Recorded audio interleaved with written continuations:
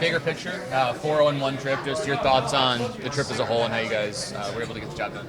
Yeah, I thought it was a really good step forward. Obviously, we had some good throughout it, some really bad, and everywhere in between. But again, find a way to bank points, find a way to eke out a win in San Jose when we probably don't deserve it. So it's a good step for the group. Again, no one feels good about the last game, so maybe it doesn't feel like as good. But you look back yesterday at the trip overall, and it was a good road trip.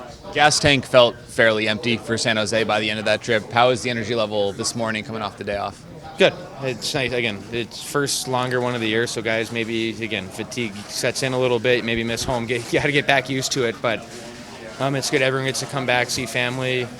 I think we had a fair amount of guys go to the baseball game yesterday, so guys kind of get a reset mentally, maybe not spend a day thinking about hockey, which can be good. So I think guys are ready to go again. Practice days few and far between, especially on the road. Do you guys have special teams non-skating meetings on the road or on travel days? Yeah, we meet most mornings, whether it's before the game in the morning, practice days. Coaches will pull guys aside, so they do their part to try and keep teaching or maybe clean up a few things. Obviously, it's the whole year is going to be like that. I think it's pretty much every other day for a majority of it. So. Not a lot of time to practice stuff, but you can see it and talk through it. It almost is more beneficial anyways. This early in the season, when it comes to special team systems, is there a lot of focus on tightening things up or changing things wholesale? Maybe tighten things up, I would say. I think last year our penalty kill for in specific was pretty effective. Obviously not a great start, but you go into even San Jose, some timely kills. The end of the game, Dumo and Cease to whoever, I think it was Kopi and Laugh, they cleaned up the game for us. So even wherever, we had a couple of 4-on-3s, 5-on-3s. We've been able to kill things when we need them to. So it's a good step forward, but I think just keep cleaning up little mistakes that end up in the net and keep building. Can I ask you about your game and how you've played probably with Cody now a little while, just how you're fitting in, how that dynamic is working? Yeah, I think, whenever you play with someone for the first time, it's a little bit of an adjustment. Him and Dumo, too, coming in, you're trying to learn a whole new system, familiar with how, Smitty runs the bench, how everyone, goes through routine. So it's not an easy jump in for them. But it's been good. We've gotten to spend a lot of time together, sit by each other on the plane, so we get to talk through how we want to play. Obviously, we're more probably both defensive minded, so try and be good defensively, be hard on other guys. Hopefully play some top matchups and make it hard for them. But then just keep building. I think he's been saying he's getting more comfortable. I feeling better as games go on. Obviously, I think our team still has another step to take, and I think everyone's individually can keep climbing, but I think it's trending the right way, which is good. I think you touched on it there, but do you find yourself spending more time as an example for your partner now that he is kind of new to the team? More so than playing with Drew. They're different, I think. Drew's one of a kind. He doesn't really think. Sometimes his best games is when he's completely on his own, kind of just doing whatever, but he's dialed in, knows what's going on. So it's maybe a little different. We've just getting to know Cease too. I hadn't met him until this year, so getting to learn his tendencies, how he wants to play. Whereas Drew, it kind of becomes second nature when you play with him for that long. So it's been good. I think we're still going to keep growing. We've been having a lot of talks just about different situations where he wants the puck where he wants me to go, how we're going to defend. So it's been good, and we keep trying to keep getting better. When you have a string of games like the last 5, 4-0-1, does it make it a little bit easier to play, a little bit looser and pressure-free?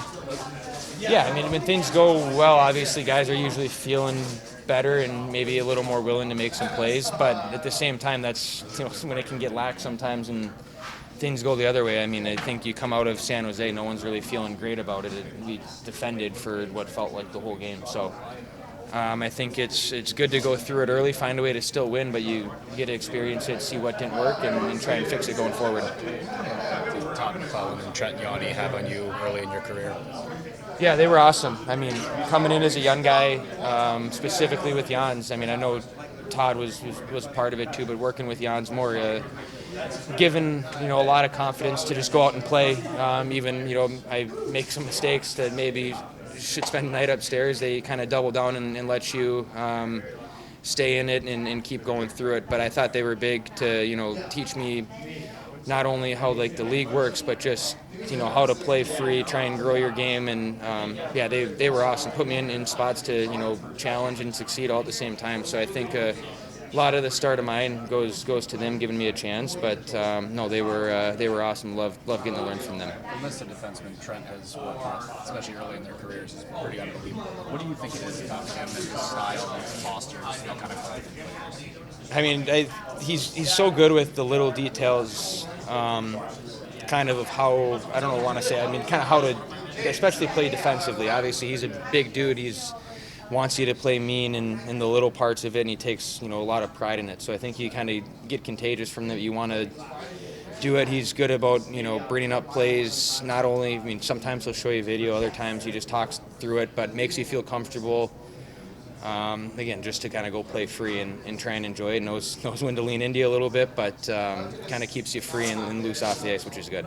Turks, bigger pictures of 4-0-1 trip, just kind of your thoughts overall on how things went for you. Yeah, we're happy with the wins and getting points and stuff. And obviously with the start we had, we really needed to. It was pretty like a desperate trip for us, I feel like. So I think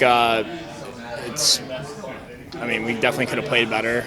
Especially the last game, and there's a couple instances in the trip where we wish we could have played a more complete game in some other games. So I think we know we need to be a lot better still, which there's a lot of room for improvement, but walking away with those points, obviously everyone's pretty happy with that. Is it encouraging that maybe you haven't played your best game yet, but you've still found ways to get results as you kind of search for it? Yeah, I think that's kind of what I meant by what I said was just like we know we haven't played like a full 60, I guess, and had some lapses, but be able to at least get some wins helps the confidence, and I think we know we can do better, so it's a little bit of an excitement to see what happens when we can kind of take that next step in our game. You've been really successful so far this season in the Faceoff dot. Was there anything that you worked on specifically or any explanation for the success? I think I'm just practicing it more after practice, morning skates.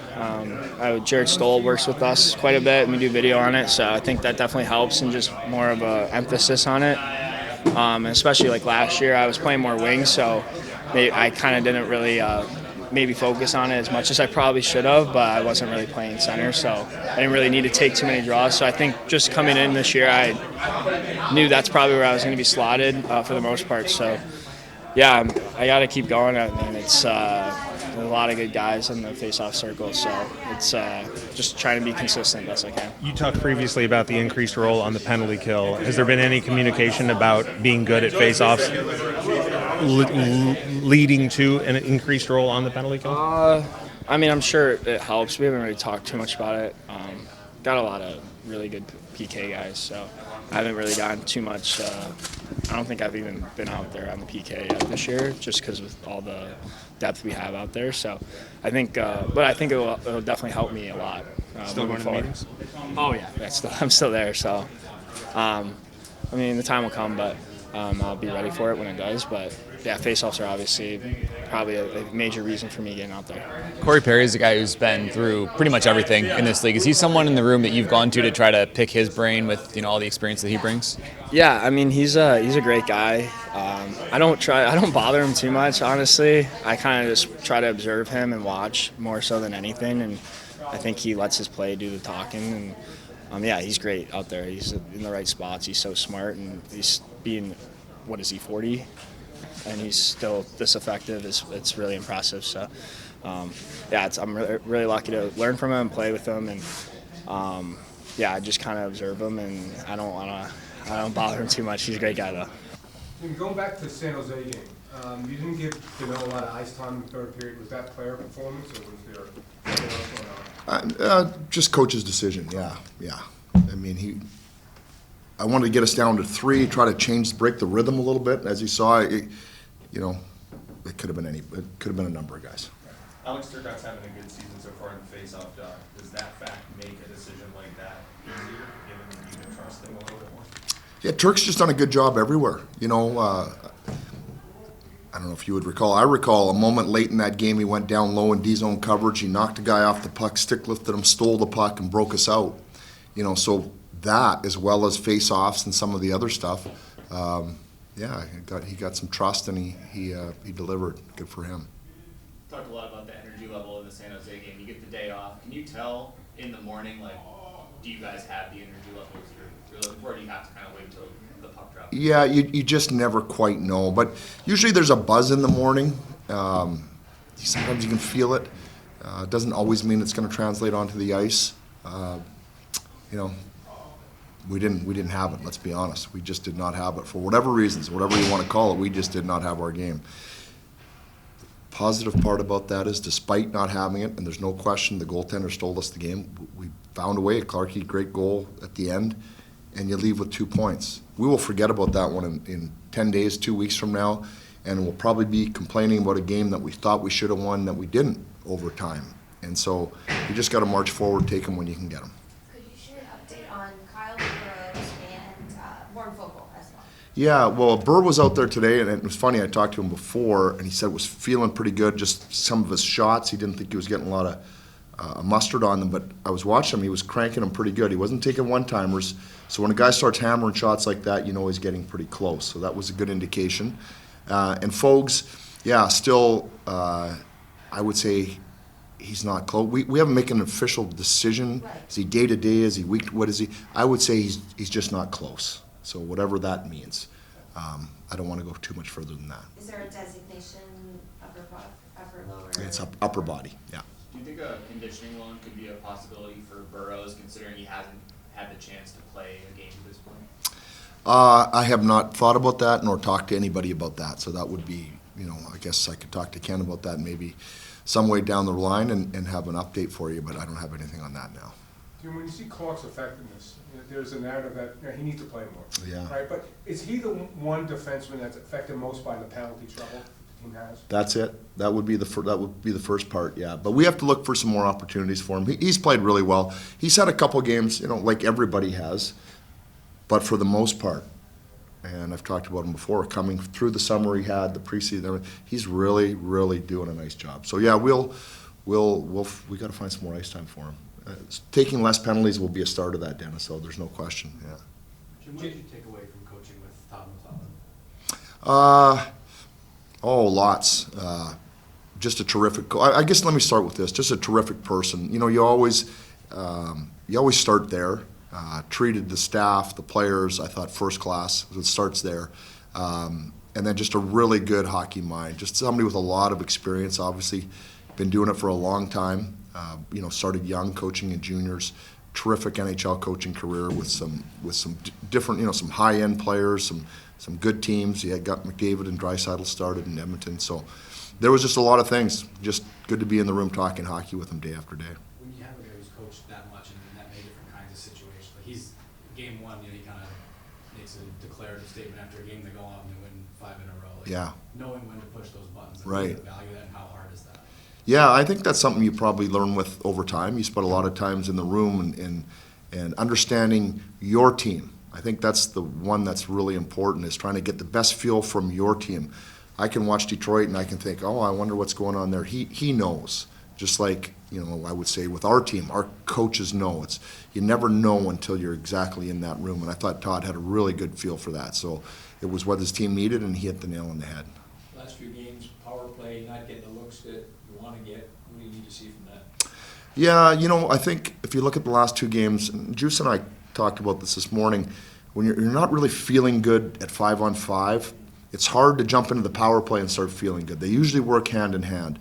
So only had the one chance in San Jose, although I thought we moved it okay. We had a couple good looks as far as slap shots. Kevin hits the bar. Chicago didn't work it that well. But I think it's just a process. We got to get our whole team feeling a little bit better offensively. Forechecking more, stealing pucks, playing in the ozone. I think that'll help with the power play. What kind of an impact did Kobe have on the group when he wasn't playing games before he got back into the lineup on the road? Hard for me to measure that. It was nice to have him around, but I would say this, and I talked to a lot of guys today. So Pears and I talked this morning.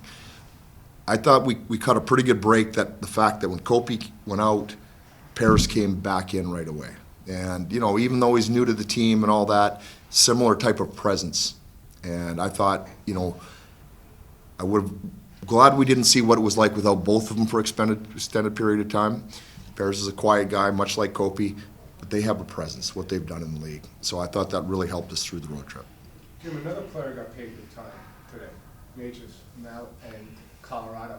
Do you concern yourself that Adrian sees all these other guys getting paid, and you might have to worry about his motivation, or do you think you have to talk to him about that? Right. Well, no, I don't at all. I know him well enough. You guys have known him since he's grown up here, watched him mature as a player, as a person. No, I'm not. He plays. He's gone out. He started a terrific season for himself to begin here. He just plays. He loves playing hockey, so I don't concern myself with that. He's been good.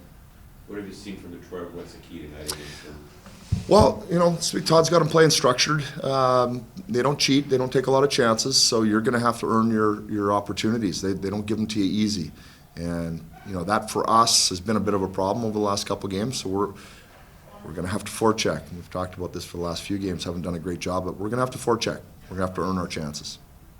Is it also about not letting down after maybe building some momentum up coming off the game? Well, we'd like that. You know, we talked ad nauseum last year about our home record and how well we had played and what a difficult building it was for teams to come into. We've had a pretty good road record so far. We got to get our home game going. And so, you know, it starts with one good game. I don't think we've played really one good, complete game. Pittsburgh was good, but we broke down a couple times and they buried their chances. So we need to have a good 60-minute hockey game, and that likely means it's tight and it's a close game and we're battling. That's just generally how we have it.